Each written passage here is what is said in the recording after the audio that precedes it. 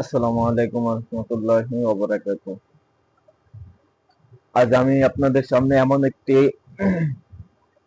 ফজিলতপূর্ণ সূরার শেষ তিন আয়াত, সূরা হাশরের শেষ তিন আয়াত নিয়ে আসছি, যার ফজিলত শুনলে সবাই ইনশাআল্লাহ মুখস্থ করে নেবেন।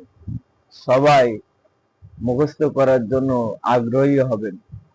তার ফজিলত হলো, যে ব্যক্তি সকাল ও সন্ধ্যায় সূরা হাশরের শেষ তিন আয়াত পাঠ করিবে, আল্লাহ তাআলা তার জন্য, যদি সে সকালে পাঠ করে অর্থাৎ ফজরের পরে পাঠ করে, তাহলে তার জন্য 70,000 ফেরেশতা নিযুক্ত করা হয়। সুবহানাল্লাহ।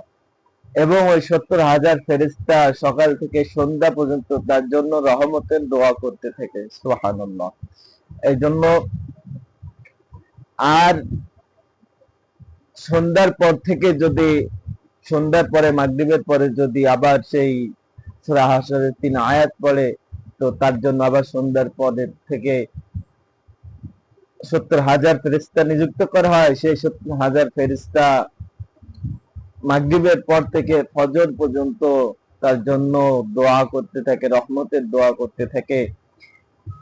এবং এর ভিতরে যদি সেই ব্যক্তি মারা যায়, তাহলে সে শাহাদাতের শাহাদাতের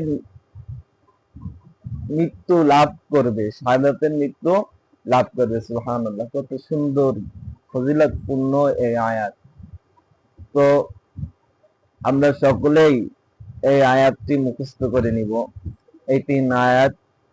أعوذ بالله السميع العليم من الشيطان الرجيم.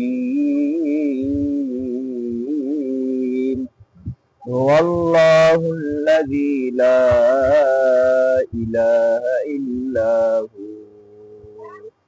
عالم الغيب والشهادة هو الرحمن الرحيم. هو الله الذي لا إله إلا هو الملك القدوس السلام المؤمن المهيمن العزيز الجبار المتكبر سبحان الله عما يشركون. هو الله الخالق